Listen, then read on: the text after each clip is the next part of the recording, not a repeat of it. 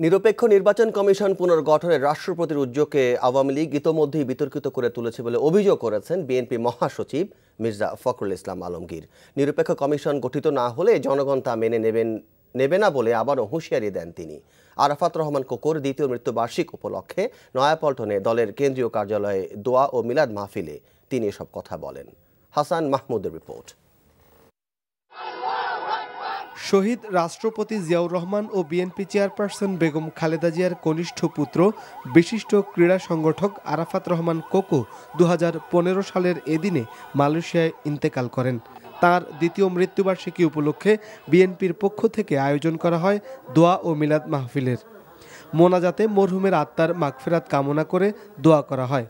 মিলাদ পূর্ব আলোচনায় অংশ নিয়ে বিএনপি মহাসচিব কোকোর মৃত্যুর প্রসঙ্গ উল্লেখ করে জিয়া পরিবারকে ধ্বংসের নীল নকশার অভিযোগ তোলেন। এ সময় সমসাময়িক প্রসঙ্গেও কথা বলেন তিনি।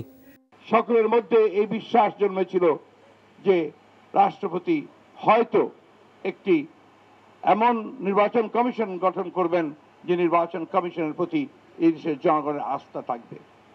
কিন্তু আওয়ামী লীগ সবসময় সুস্থ অবস্থায় তারা ক্ষমতায় থাকতে পারে না। আমাদের রাষ্ট্রপতি যে উদ্যোগ, এই উদ্যোগকে তারা ইতিমধ্যেই বিতর্কিত করে ফেলেছে এবং তা বিতর্কিত করবার জন্যই এখন বিভিন্নভাবে বিভিন্ন রকম বক্তব্য দিচ্ছে। স্পষ্টভাবে বলতে চাই যে নির্বাচন কমিশন অবশ্যই নিরপেক্ষ এবং সকলের কাছে গ্রহণযোগ্য হতে হবে।